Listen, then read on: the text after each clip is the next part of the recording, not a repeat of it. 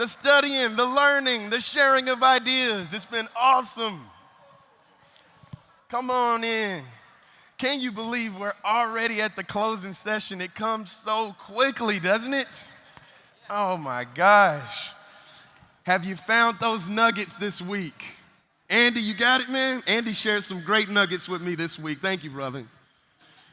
You got that ammunition ready to go back and have the best season we've ever had in the history of Tom James? How does that sound? Let's do it, y'all. Let's do it. All right, let's get rolling.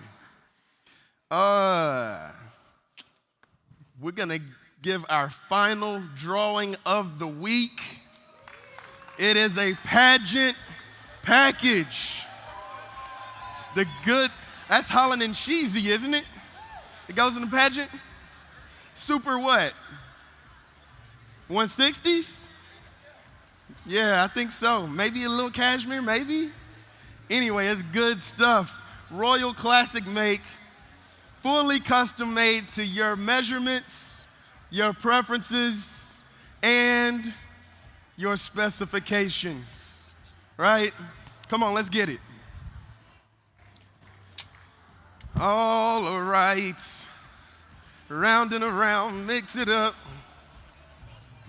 All right, this person, 5-digit employee number is 6, 6, 2, 8, 3, 6, 6, 2, 8, 3. Do you know your employee number, Kristen Stewart? Do you know it? Are you here? Get on up here. She didn't know it, but she's here.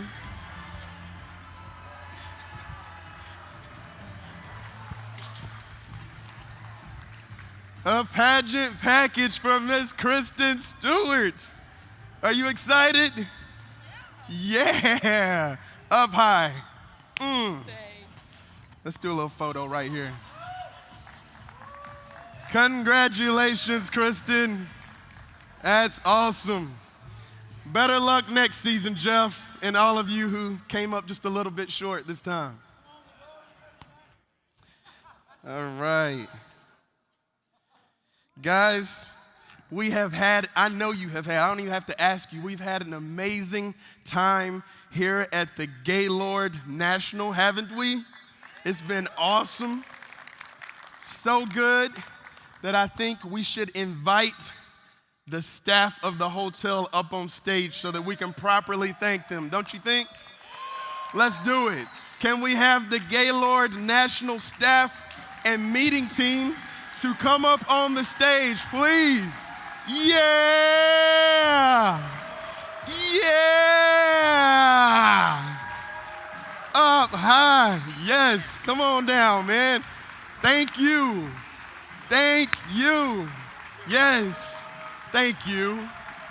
Thank you so much. Thank you. Let's give it up for the Gaylord. Yeah. We have the Gaylord National Meeting Team, y'all. Thank you.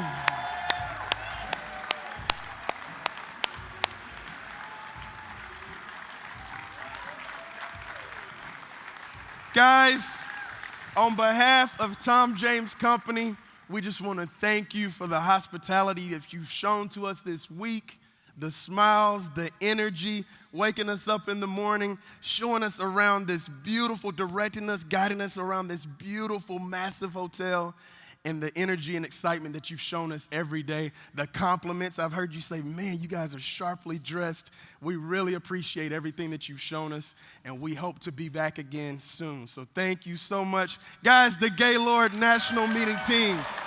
Yes. Thank you so much. Thank you.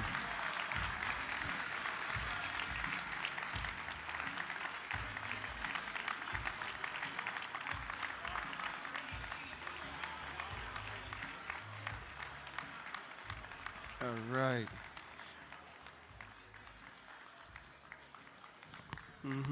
Yeah.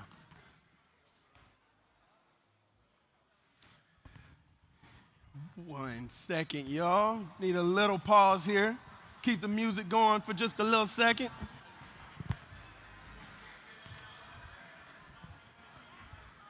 Thank you, Kevin.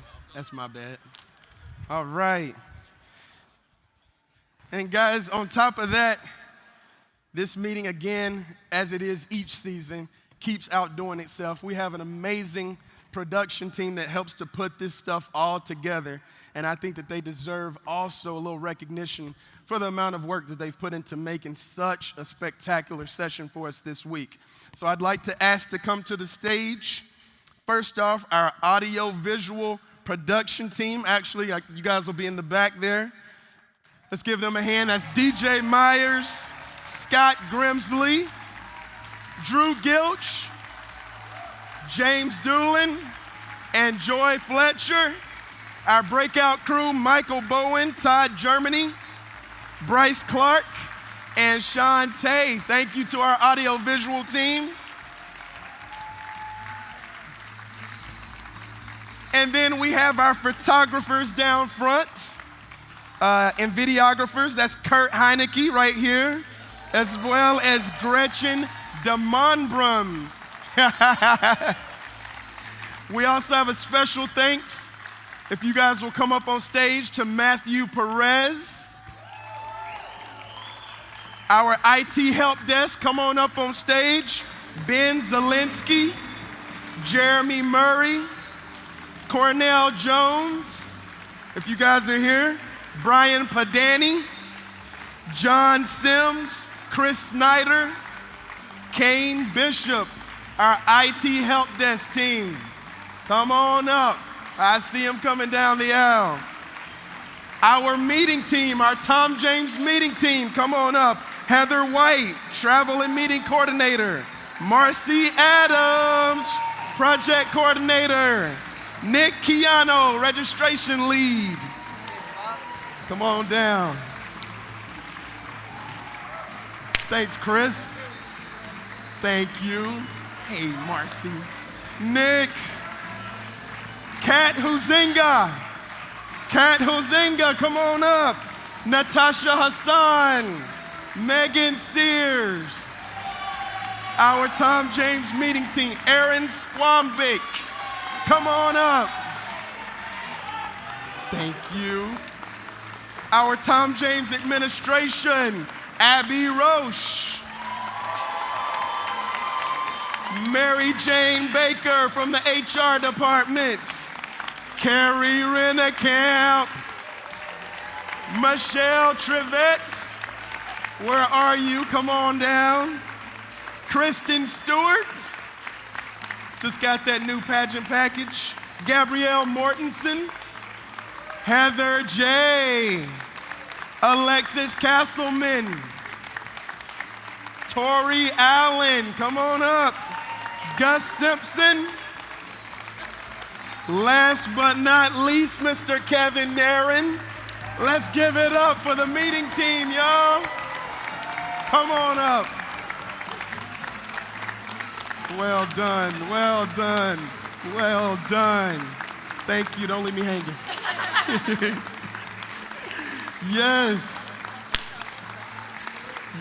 I can't. And of course, let's give it up for our MC, LeVar Smith.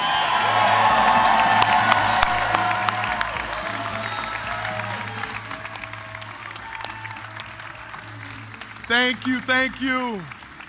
As I add up the seasons, the meetings keep getting better and better, y'all. So thank you for all of your hard work. Thank you so much. Our Tom James meeting team.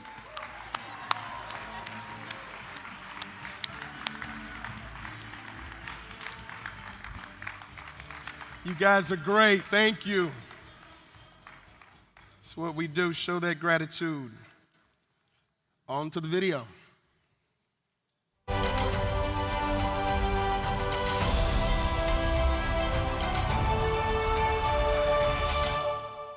All right, our top 25, the big dogs. We are going to get the chance to recognize and hear from some of them, some of our first time in the top 5 top producers. So I'd like to ask to come to the stage first, Todd, Steve, and Jason, so that you guys can take your photos. Please come up to the stage right when your name is called, take your photo, and then you will exit stage left to return to your seats. All right?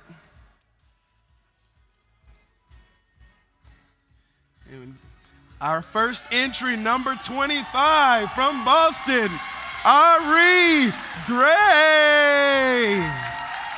Number 25 in sales. Ari also hit Top of the Mountain Club.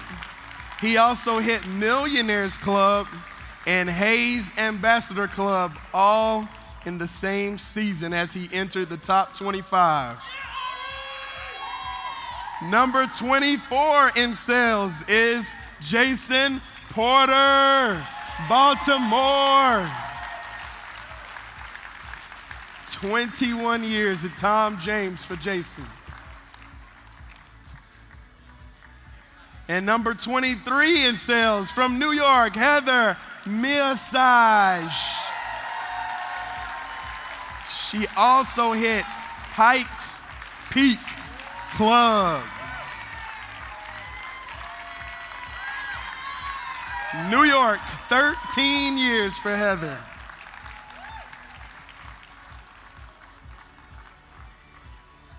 And number 22 from Houston is Steve Calloway.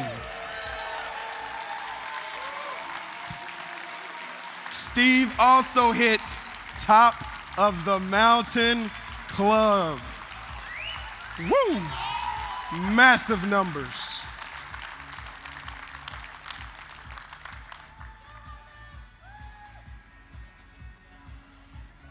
Coming in at number 21 from Orlando, Florida, Jared Myers.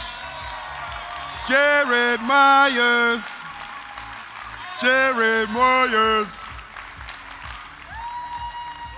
Jared also hit Pikes Peak Club and Top of the Mountain Club. And at number 20 from Washington, D.C., Jack Lewis Tierney. Oh, man, 14 years for Jack Tierney, number 20. Number 19 from Denver, Tate Zigerman. Tate also hit Pikes Peak Club. Wow, 6 years is all she's been with Tom James. Amazing.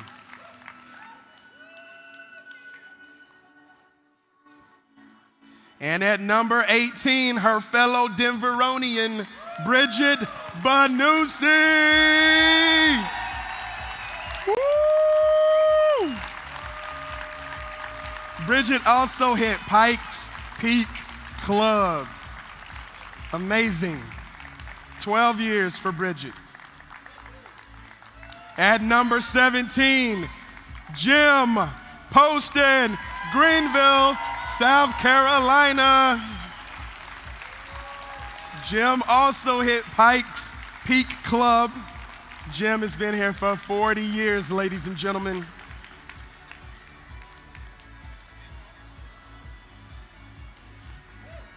At number 16, St. Louis, Ben Lawler, USA.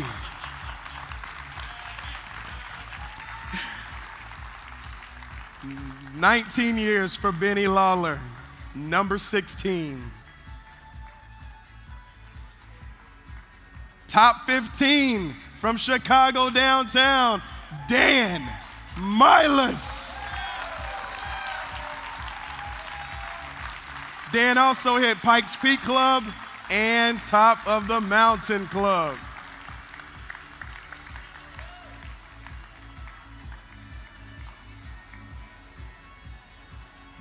Number 14 in sales, you know him as Ricky B. He is Rick Brightbill Jr. Cincinnati, 24 years. Rick also hit Pikes Peak Club.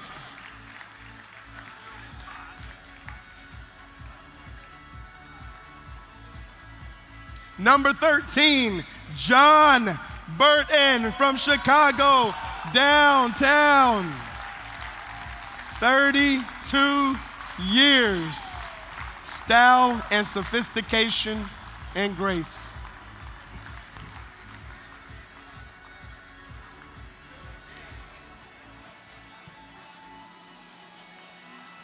At number 12, from Portland, Oregon, Mark and Ann Cleve.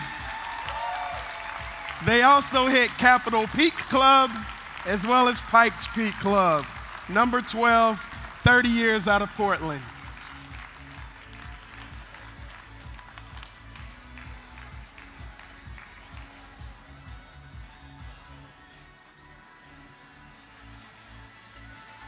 Coming in at number 11 from New England, Kevin Megan Harris.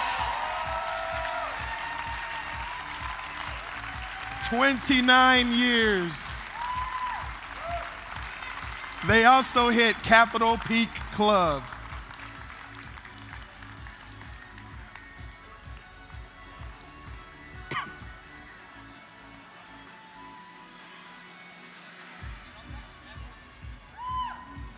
Coming in at the top 10 from Raleigh, North Carolina, Greg Pittman.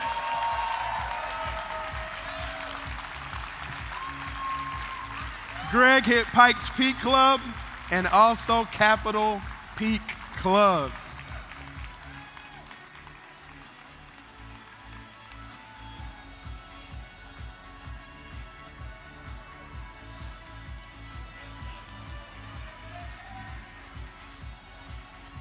Number 9, the ATL Georgia, Cheyenne Peacock.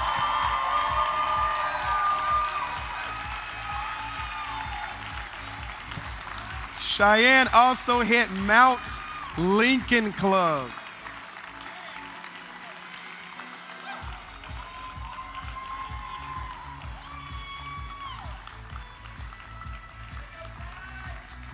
From ATL again, number 8, Jose Ramon Perez. 34 years. Congratulations, Jose.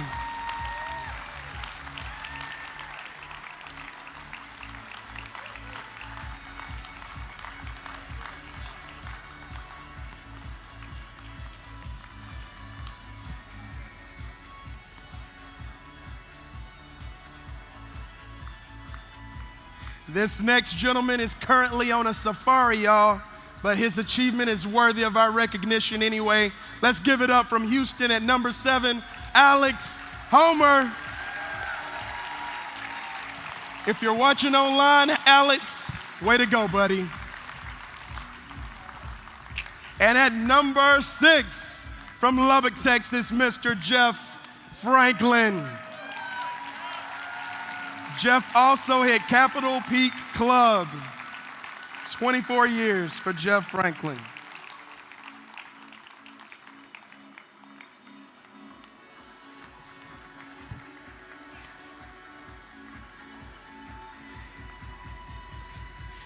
And now I would like to bring to the podium for recognition of our top 5, Mr. Steve Nucci.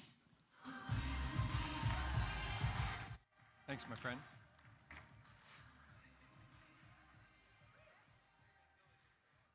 Good morning again, Tom James. Our theme this week has been unlimited. Realizing our Tom James opportunity in an unlimited way. Being unlimited means without boundaries, without restrictions, to be infinite. When we look at the lives of our top 25, a mixture of veterans and newer partners, men and women, we see how each has made the most of his or her Tom James opportunity.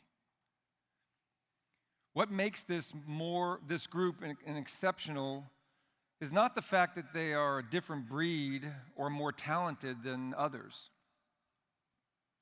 It's because each of them consistently puts in the work, puts in the time, finds opportunities to grow their businesses and be elevated to the top in our company. Those qualities are not unique to this group. Every person in this room, each and every one of you, has the ability to be like any person that was on this stage or is about to be recognized. You have to make a decision. I wish it was more than that. But you have to make a decision. You have to get connected to your goals. You have to be willing to consistently do your job every day. One of the many things our top producers have in common is consistency. It's most evident in the top 5 world-class clothiers of the Tom James Company. These partners wake up each morning ready to take on the day and make it theirs. They don't let circumstances keep them from achieving their goals. They don't place any restrictions, boundaries, or limits on their thinking. We are pleased today to induct 2 new partners into the top 5 from 2022. Our first, if you wouldn't mind coming to the stage, is Sterling Werner from Houston, Texas.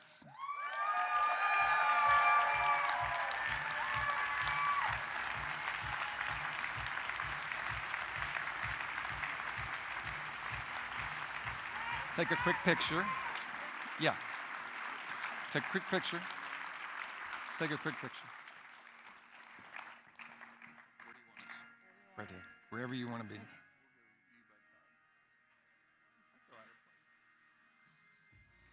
Stand by me.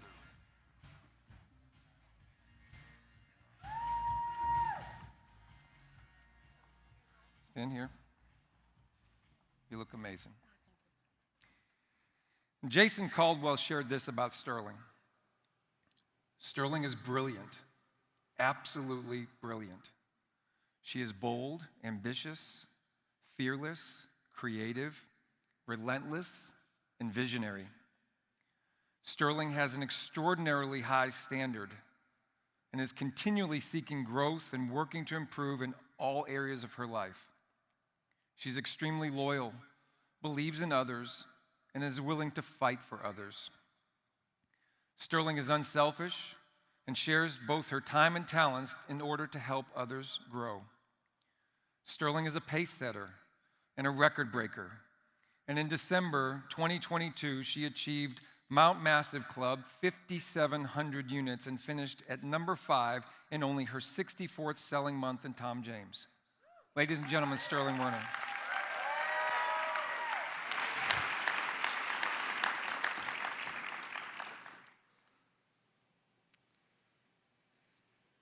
Okay.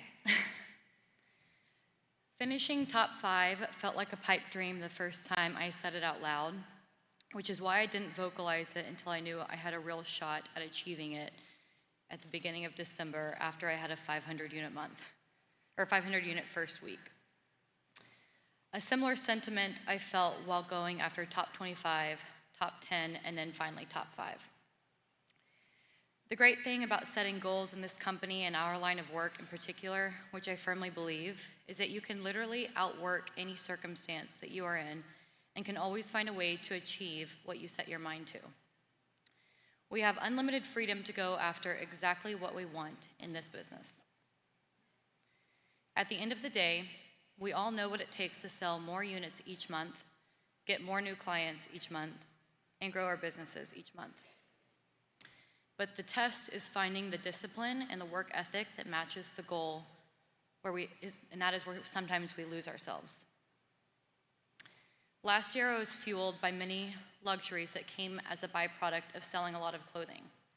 Lavish vacations, shopping, flexible schedule, a beautiful watch, but ultimately living a financially free lifestyle and getting the recognition for being amongst the most successful salespeople in our company. The other great thing about setting goals in our company is that we have the freedom and permission for those to change within each season of life we are in. My goals this year have drastically changed from last year. This year, I'm fueled by peace, time with my new fiance and family, and a fruitful lifestyle. Success in growing a business at this capacity simply cannot be done alone. I have an immense sense of gratitude for the amazing team of assistants we are lucky to spend so much time with, our beautiful new showroom, my partner Fran, leader Jason, and the entire executive team, which have stood by me through each phase and chapter of my career.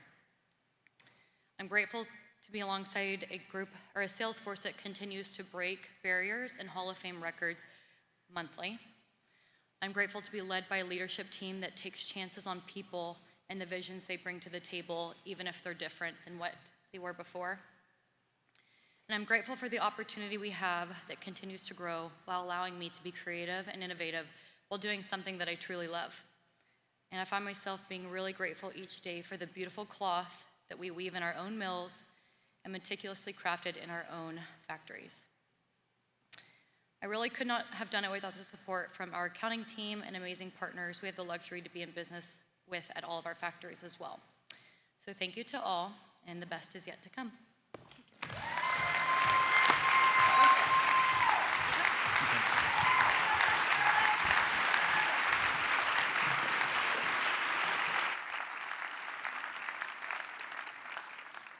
Thank you so much, Sterling, and congratulations.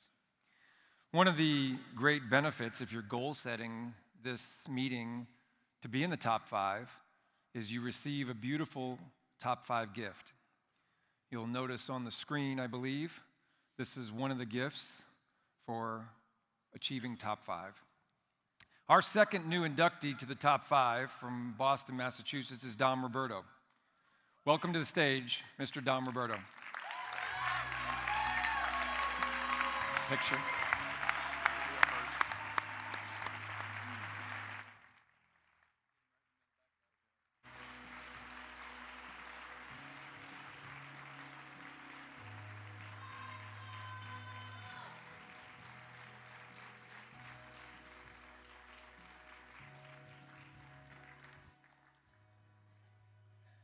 Ari Gray shared this about Dom. Dominic takes Tom James' opportunity seriously and consistently maximizing it through the example he sets in leadership and sales. He's an intentional leader who holds those close to him highly accountable.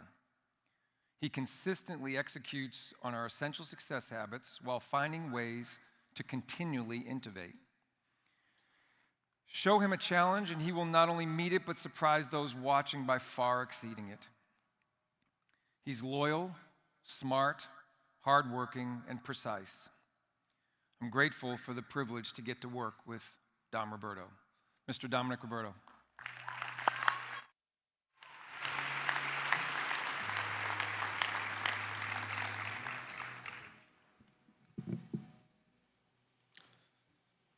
To be honest, it feels a little weird being up here finishing last year in the top 5. It was never my true intention or desire, but I've learned what I do isn't just about me. So it's 8:45 p.m. and I'm sitting alone where the biopics are usually taken. Everyone's walking by laughing and celebrating last night's PC speeches. For the record, I'm extremely introverted and a deep thinker, so if you ever see me in a corner looking pissed off, I'm just thinking. Jim Poston sat down next to me. And if you don't know Jim, he's a veteran, wealth of knowledge, and he's a questioner. He's actually the questioner.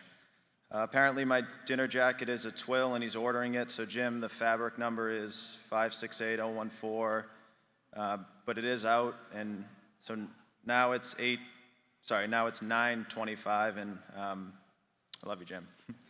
I didn't really know what to say in these 3 minutes, so here's what I got, some personal truths. We build people. I personally believe you cannot fully build people until you build yourself. Others can help you, but the way to start building yourself is to simply look in the mirror and ask yourself, what do I see? Although fun at the time, I was never truly fulfilled with money, recognition, travel, partying, or material things, which made me start to look at myself in the mirror. Now, I'm not fully built, but over the last couple years, I started laying a good foundation by working through childhood trauma, a negative self-image, losing my best friend, undiagnosed substance abuse issues, trust issues, mental health challenges, family issues, burnout, and a whole lot of fear, anxiety, and insecurity. Does that sound familiar, anyone? I realized I was going to one day die, and after years of internal unhappiness, I decided to face my stuff.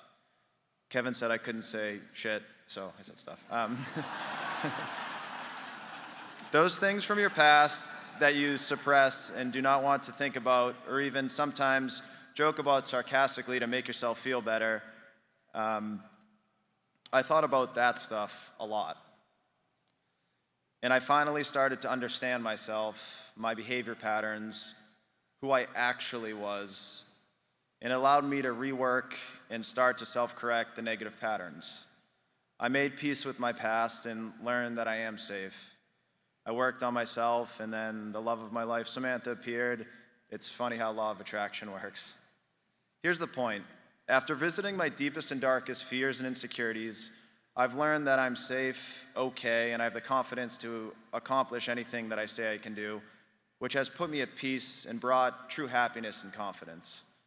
Yes, material things are cool, trips are fun, but in my opinion, there's nothing more interesting, complex, and beautiful than self-discovery and building yourself. I encourage you to look in the mirror tonight or tomorrow morning, don't wait, and ask yourself, what do I see? Consider this. What would happen if right now you did nothing else but build yourself in the next 6 months? If you're open to it, simply write down somewhere, you can do it right now, build myself. Imagine if we all worked on our stuff and increased our self-image and self-confidence. I know you will sell more, not just more, but I would bet that you would probably double your sales. I would also bet that you'd be open to hiring someone and showing them not just how to sell clothes, but how to build themselves on their own so that they can have the confidence to do whatever they desire, including to continue to build others. I believe that's how we scale this thing, and if we're being honest, it just starts with you. It starts with all of us doing that individually. I will continue to increase my sales. I'll continue to coach and hire 2 a year, because not to sound arrogant, I can. I can do anything I choose to, and so can you. If you don't think you can, consider looking at yourself in the mirror. All the answers are there, I promise. We build people. This was exactly 7 years ago.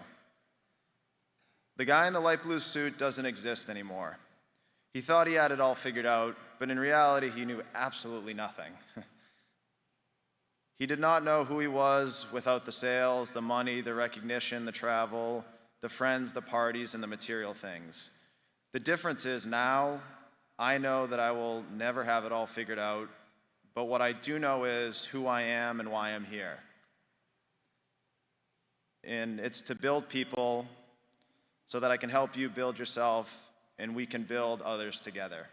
Thank you.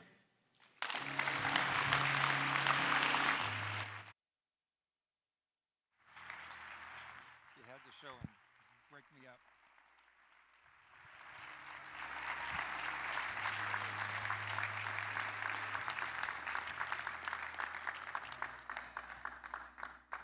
In addition to your goal setting, if you're looking at a top 5 award gift, as an inductee, you think about the opportunities you get to speak in front of our company. President's Club, Chairman's Club, Hayes, and as a top 5 member. So thank you both for preparing so beautifully and sharing your insights. Our next top 5 is a perennial to this group, Amanda Latimer. Amanda is not with us at this meeting at the moment, but Amanda's leader, Steve Adelsberg, shared this about Amanda. Amanda is an amazing example of unlimited thinking, unlimited energy, unlimited results in many areas of her life, her work as a mother to Dylan, Riley, and Grayson, as wife to David. Amanda is the epitome of consistency, efficiency, and effectiveness. She continues to excel and improve year after year, after year, after year. Amanda continues to set an example for what a primary caregiver can achieve. Would you all join me in giving Amanda a great round of applause as our top 5?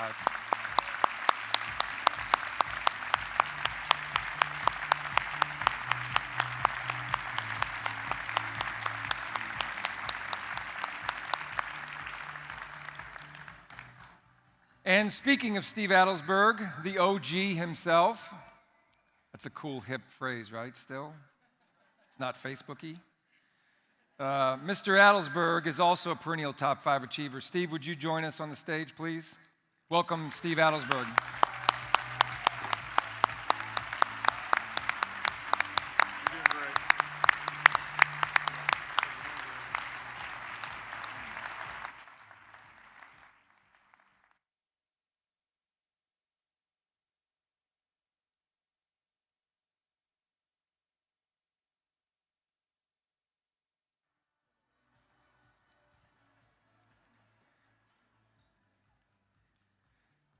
While our last 2 top 5 don't necessarily speak, I still wanted to have him here, and I just wanted to share a few thoughts.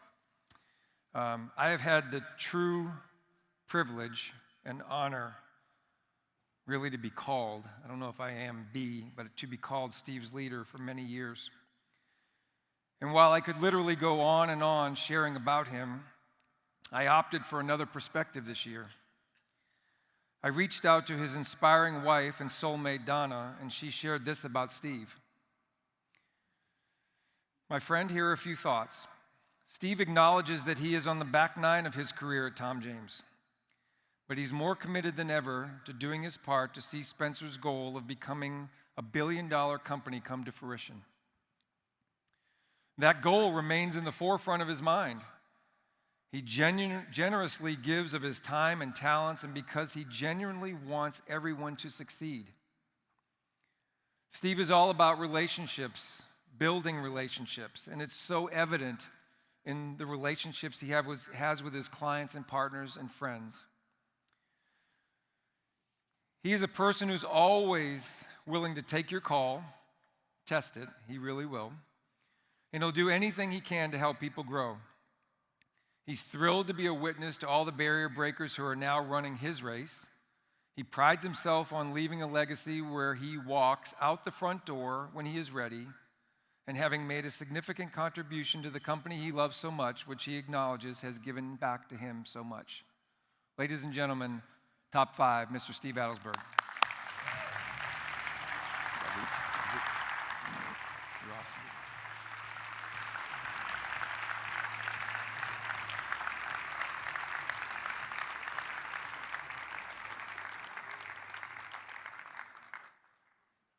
And I recognize it's a lot of up and down, but if you wouldn't mind standing for our number 1 in the world, Jordan Yoakum.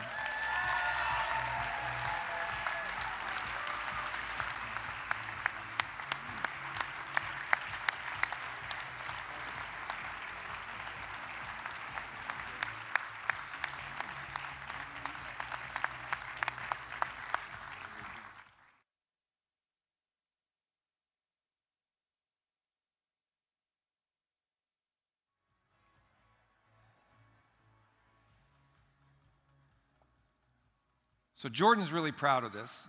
It's something he mentions often, but just in case some of you don't know, Jordan's leader, Scott Osborne. So I reached out to Scott, and this is what he shared about Jordan. We in Louisville get to witness Jordan's dedication to his family every day.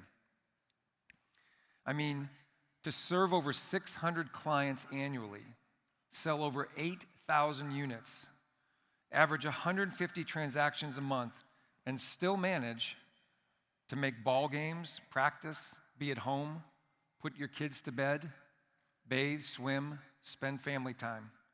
It's inspirational. He is present for his family after 6 p.m. and on weekends. Jordan unselfishly gives of his time to his fellow partners in Store 11. Jordan is constantly pouring into the lives of others, field rides, one-on-ones, coaching, mentoring, phone calls, consistently breaking new belief barriers, and being the word of the week, unlimited. Jordan is an example for all of us in his prioritization of God, family, and Tom James in his daily life. Tom James, our number one in the entire world, Mr. Jordan Yoakum.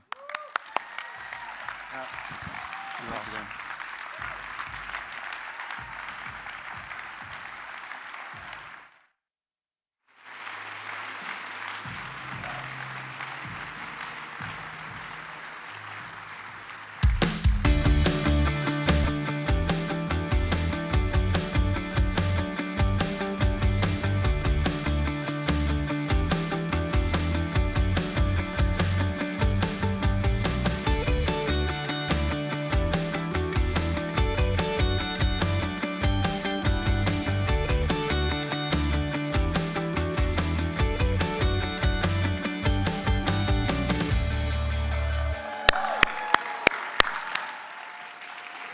Blake Albino, our closing speaker, started his career in New York in 2015.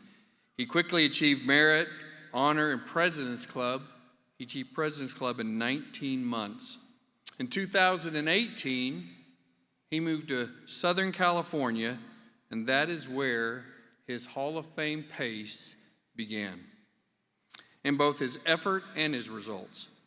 He achieved President's Club in just 13 months in a brand new territory. He achieved Chairman's Club in 2 years during a pandemic, and he hit Millionaires last year, 2750, and this past February, he hit the prestigious Hayes Ambassador Club by selling 3,000 units in just 12 months. Yeah. But to me, this quote epitomizes Blake. Success is not about reaching the goal itself. It's about who we become in the process. To me, what Blake has become in the pursuit of his goals far outweighs the achievements themselves. Blake is who he says he is. But this last June, he sold 440 units to have his best month yet. And look at this, 101 transactions last month. Yeah. But his biggest accomplishment was in 2021 when he married Berkeley. Y'all welcome to the stage, Blake Albino.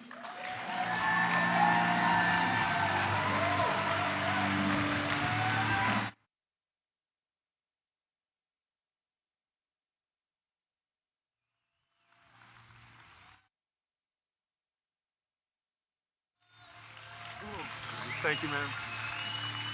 Thank you. Thank you.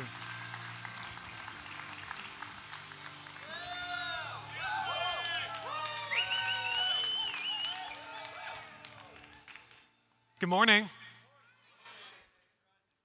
I want to begin by just thanking you guys for giving me the honor of delivering this closing speech. I'll admit to you that I stand here as one person, but I really just feel that I'm a compilation of all of you and so many people that have poured countless hours into me over the years. I'll also admit to you that I don't find my story at Tom James to be one that is overly unique. For example, I went to Florida State. I think a few of you guys did that. And when I went to college, I got a real degree. Did anyone else get a real degree? I never took a sales class. So upon graduation, when I told my parents that I was going to go move and sell suits, they thought I was insane. Anybody else with me on that? And so in order to prove my parents wrong, I moved to the most expensive city I could find, and I proceeded to struggle and struggle and struggle. And somewhere along the way, it clicked, and boom, I've arrived, or so it appears. But I could gander that most of you can empathize with some part of that. You feel me? So I don't think that my story here is one that is overly unique. But the story that I do want to share today, it speaks more to the undercurrents of who I've become over the years. It's a story that's personal. It's a story that's intimate, but I believe it's one that can be impactful. And the story for me starts on September 11th, 2001. And on September 11th, 2001, I was in the 3rd grade. And I went about that day just like any other Tuesday. And it wasn't until I was leaving school and I saw the flag at half-mast, which I didn't know what that meant, but I knew that it was wrong. And I got home, and I would always enter the house through our living room. And standing in the living room were a few of our neighbors, which again was kind of weird for a Tuesday. And the neighbors just seemed very off-put by me, kind of like standoffish. And across the living room, we had one of those big 90s-style box TVs. And up on the TV was just that iconic news image of just the trade centers and just that airplane And as I got closer to the television, I noticed that on the floor at the base of the television was my mother. And she was just a mess. She was just a wreck. And eventually I was close enough where I was able to read the caption on the television, and it just said, American Airlines flight hits World Trade Center. And very quickly, in that 60-second interaction of me walking in and seeing all that, the entire trajectory of my life changed. My little 7-year-old brain was able to piece some things together, and I drew a conclusion. And the first was I knew that the trade centers were in New York. I knew because my family had just taken a family vacation to New York. That photo that was just up was time-stamped June of 2001. So I knew that's exactly where they were. The second thing that I thought about was American Airlines. And as some of you know, my dad is a career airline captain for American Airlines. And on that day, on 9/11, my dad was flying to New York. I know that because that morning, my dad came in my room, and as he always would before a trip, he'd kiss my sister and I goodbye, and he did that morning before he headed to the airport and was due to arrive in LaGuardia 8 a.m. that morning. And if you remember 9/11, and I know a lot of you were in diapers, so you won't, but for those that do, you just remember the confusion in that day. Phone lines were down. We didn't have smartphones, no Find My Friend app. So I couldn't tell you how long it was. I couldn't tell you if it was minutes or hours, how long it took for us to figure out that my dad was safe. It was not his plane. But by that point, it didn't matter because the impression had already been set that I had lost my dad. And tragically, at that. And just that image of that airplane with the American Airlines tail And that day started a butterfly effect in my life. And it began with every time my dad leaving for work, it put me into a panic. And I remember I would run down the driveway and down the street after his car, and I would cry and cry and cry because I was so scared that something was going to happen to my dad. And then when he was gone, I would project all of that fear on my mother.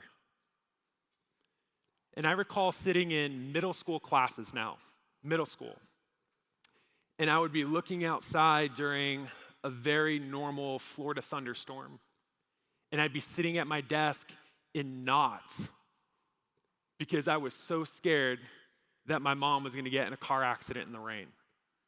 I mean, totally irrational, baseless fear. But for me, it was extremely real.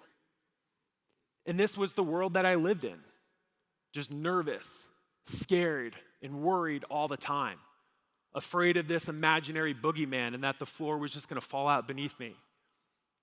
My little sister would even tease me. She used to call me the worry wart in the house. But again, to me, it was very real. And my poor parents, they just had no idea what to do with me.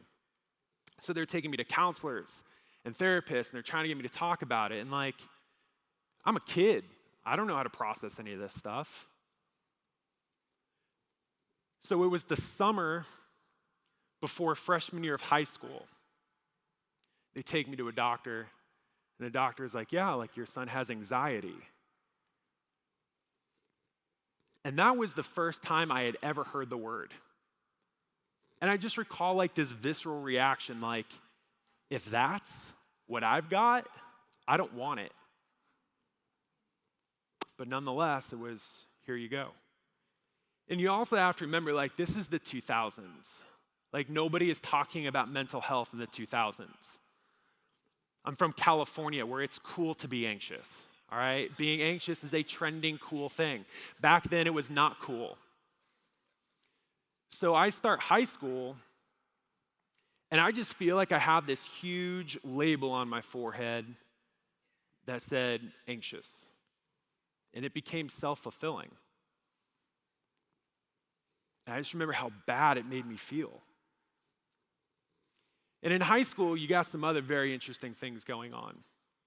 And the first is really, for the first time in your life, you have to start thinking about your future.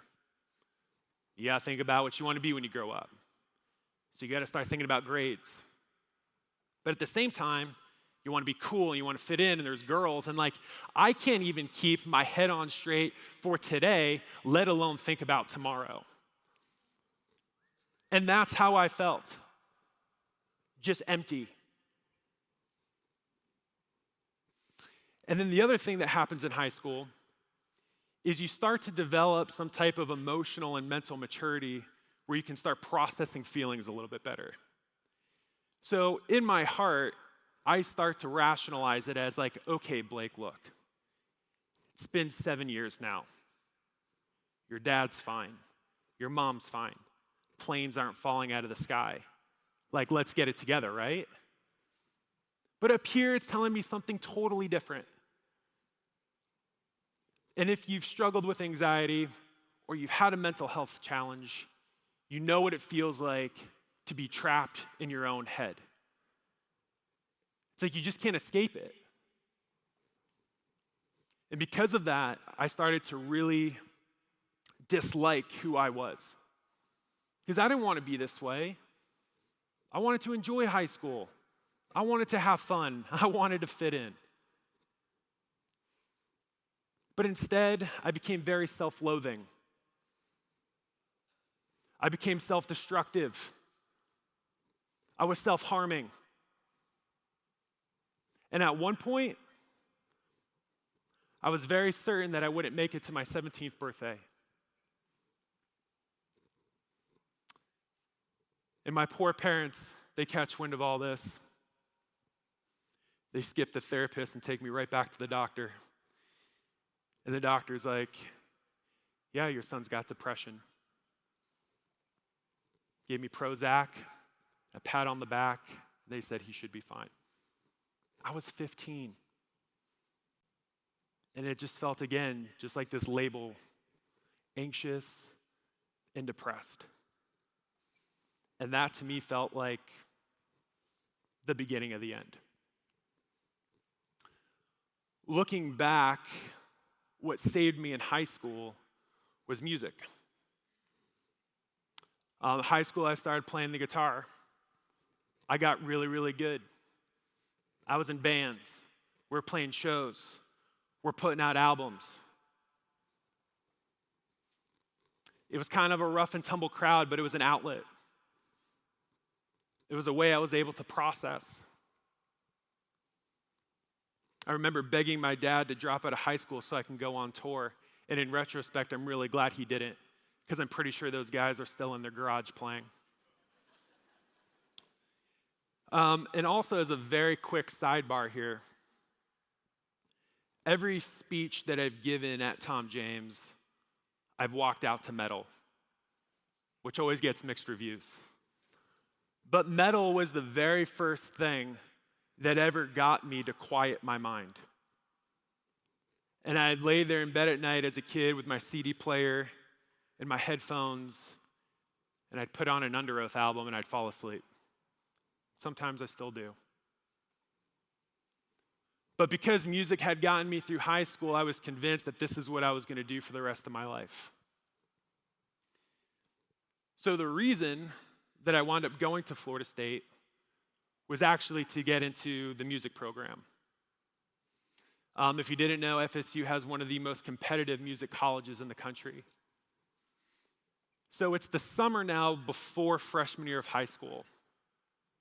My dad takes me and my friend at the time to go up to Tallahassee to interview or to audition.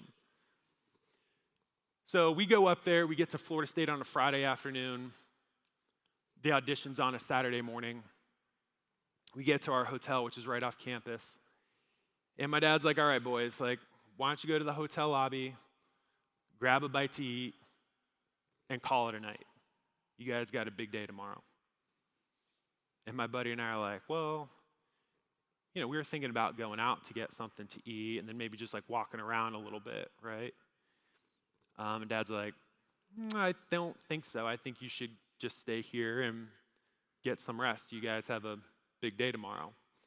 And we're like, well, we're just thinking about just going out, and stronger minds prevail. So my buddy and I, we go out, skip dinner, and Florida State on a Friday night. It was our first time being on campus. And we start walking around, and to make a long story short, we get roped into a house party. One drink turned into many. And the next day, I showed up to my audition, sickly hungover, and I botched the entire thing. I botched the entire thing. And I'll never forget getting that rejection letter in the mail and knowing damn well why it happened. And that was the first time I think I've ever really felt failure. But of course, I didn't just see it as an isolated incident. In fact, I'll always remember what I said to myself then. I said, Blake, that's like you. Because you're broken. And that's what you get.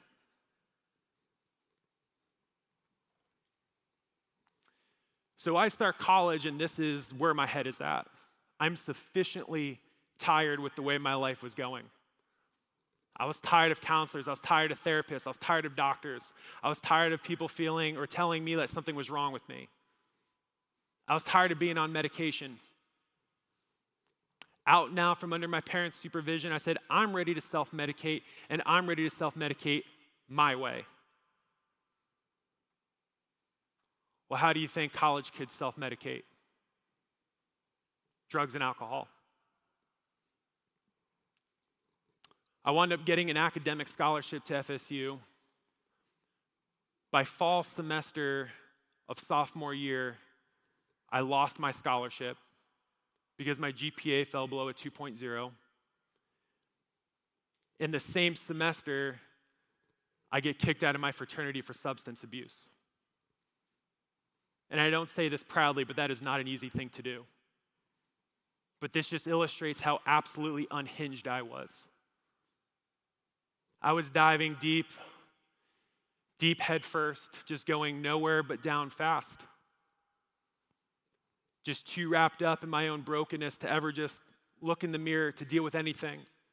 Just using one coping mechanism after another. But I will tell you, on the bright side, that in college, I think I picked up my healthiest coping mechanism at that point, and that was work. I worked. I got a job freshman year, mostly out of necessity, but I was selling apartments, leasing student housing to college kids. And this was kind of like my introduction to sales. And you know what? I was awesome at it. I was so good at it. You want to know why?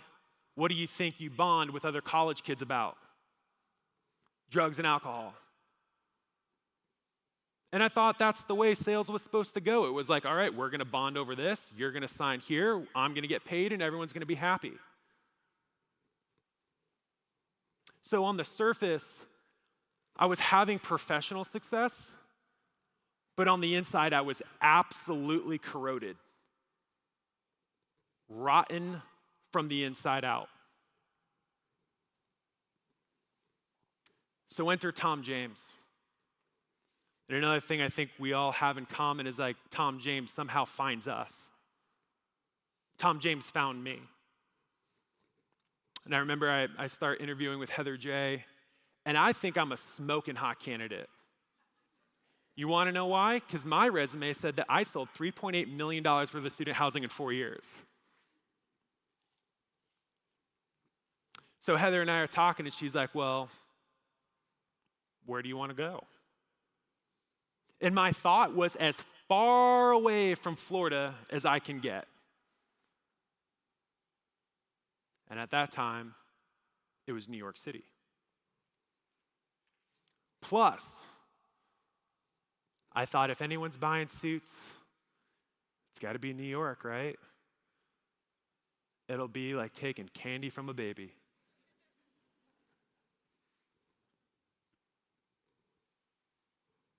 That's how that went.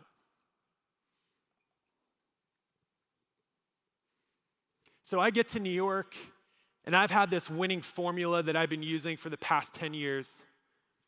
It was one based off of deceit. It was one based off of deception. It was based off of lack of personal integrity. And I start trying to sell these elite businessmen the same way I was trying to sell college kids. And I fell flat on my face. And the worst part is it was everybody else's fault. I blamed it on my office. I blamed it on my leader. I blamed it on the culture. I blamed it on the city. I blamed it on John Cardos. I blamed it on everybody except myself. And so the cycle just continued. It just continued. 3 years into New York, I have the opportunity to move to Southern California. And I can give you a whole list of noble reasons why, but if I'm being honest, I just wanted to get as far away from New York as I could. Because that was the problem. So I show up in California at the end of 2018. Just in the spirit of transparency, again, this is my first 3 months being 3.5 years in the business. And everything before that just helps illustrate just the roller coaster of things it was.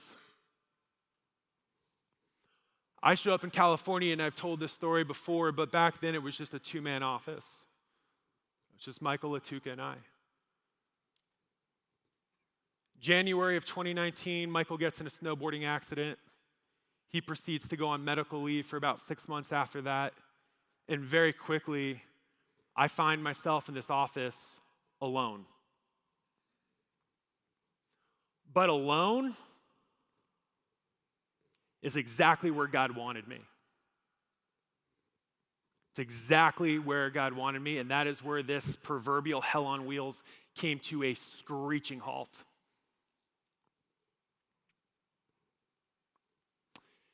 And I recall just on this one day of personal reckoning, I was sitting there and I was just looking at my life, and I asked myself, I said, how did you get here, man? How are you so lost? How are you so far away from home? You just have this laundry list of just failure and brokenness and just unresolved issues. How did you get here? Have you ever asked yourself that? How did I get here? And so I had to visit the mental closet, which is a place I never wanted to go. And I had to start unpacking things. And I had to start taking these boxes off the shelf and dusting them off and looking at things that I had no business no business revisiting. And I sat there and I started going through just the series of events, basically in the same way that I've just done with you, in reverse order. And when I saw it, when I finally reached my conclusion, it was like I smashed through a wall. And here's the point. Everything that I had been through my entire life was all because of something I saw on the television when I was 7 years old. And what I made it mean was not even true.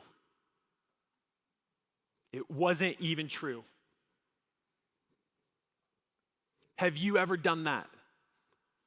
Have you ever made something mean something? And the answer is, of course. You want to know why? Because we're human, and it's what we do. We're too simple-minded to understand our own circumstances, so we try to play God ourselves and we label it. You ever fail at something and say, I'm not good enough?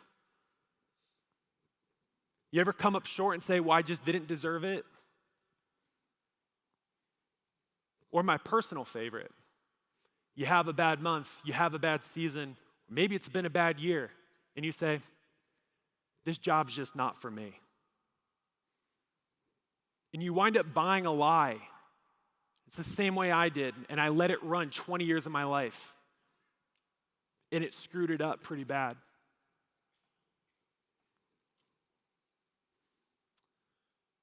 I've done enough self-work in this topic to know that most of us do not live lives as our current adult selves. We live life as a 7-year-old version of us. That before you could really formulate your own thoughts, you had some type of limiting belief imposed on you, and you ran with it. And I'm not in the business of digging up anyone's childhood trauma, but it's there. I hate to give it to him because he was so right. Because he was so right. But for 3 years, the 3 years that I was in New York, Dave Weichel and I would talk almost weekly. And you would use this analogy with me, Dave, that I didn't understand until recently. And it was the image of an elephant that stands in the middle of a circus ring. And you wonder what keeps that elephant stationary. What keeps that elephant from running off? And that's because it's shackled to this little 9-inch stake in the ground. And so you wonder, the elephant in all of its power, why doesn't it just effortlessly just raise its leg and break the stake? That's because when it first experienced those shackles, it was a baby. And so it tried a few times. It realized it was weaker than the stake. So eventually, it just gave up. And it just stopped trying. And so now, in all of its size, it feels weak. That chain, that stake, those represent our limiting beliefs. We all have them. The first thing that I thought about, and how do we create this unlimited opportunity space for ourselves? We must seek and destroy our limiting beliefs. We must seek and destroy our limiting beliefs. Because once we see them, once we identify them, like I said, it's like breaking through a wall. My second perspective, and it's one that's very, very basic, but it's timeless, and I think it's powerful. And that's to remember that you are not your past. You're not your past. You're not who you were 10 years ago. You're not who you were a year ago. You're not who you were yesterday. Our greatest freedom is the ability to choose who we want to be and how we want to respond to things in real time, Let this meeting be an opportunity for you to say, I'm not going to be that anymore. How many people have had their lives changed at a national meeting? It's just kind of like New Year's Day. It may seem arbitrary, but it is a perfect and beautiful time to draw this line in the sand and say, today I'm different. When I go back to my office on Monday, this is how I will think differently. This is how I'll perform differently. This is how I'll be different in my personal life. You are not your past. And my final perspective is this. I know that this is a room of a lot of readers, a lot of book people. I love to read myself, and what I have noticed about most books, just like most good movies,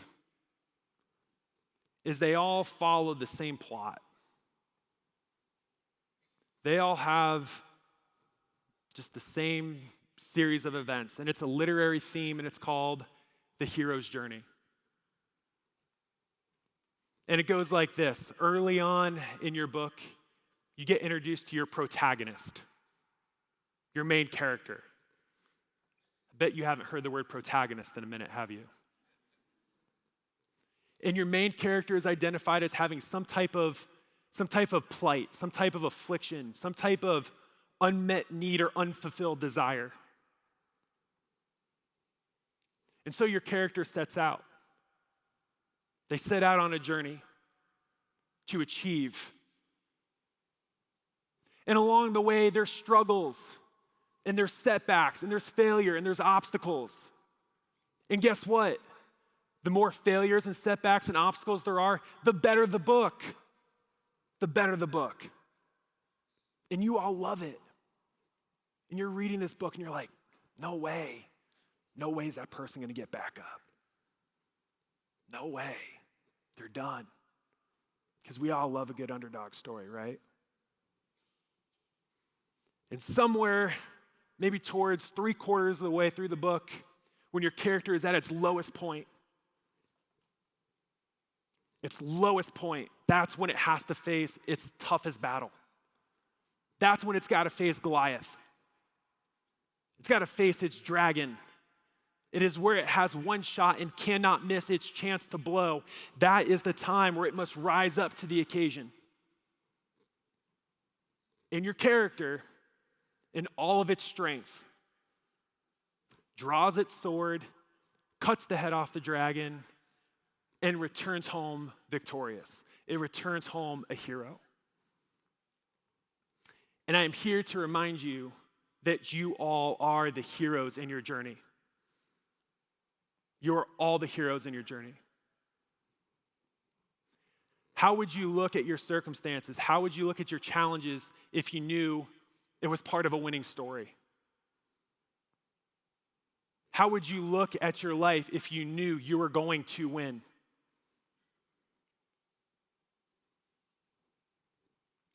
It would dwarf your issues if you knew that the only way you could fail here is if you quit.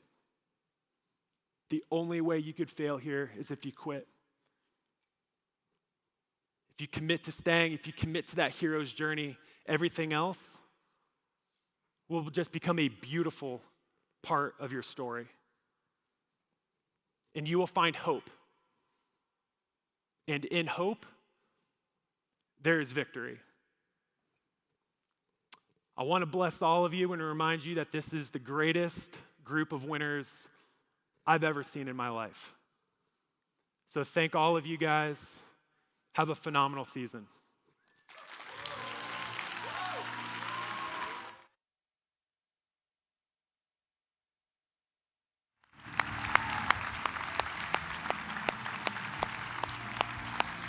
Blake.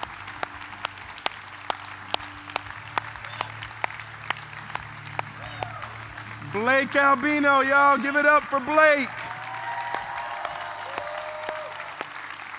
That was amazing.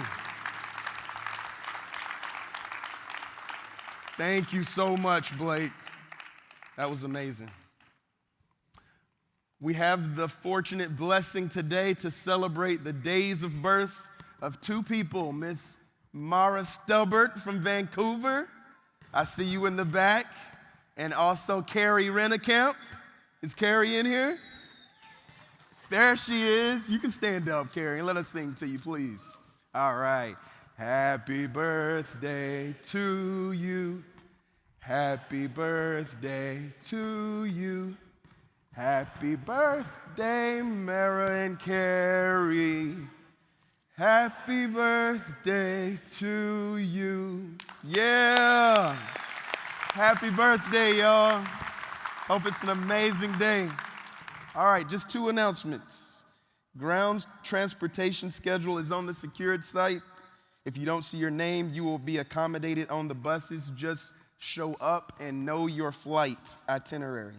Box lunches are available in the lobby after the close of the session.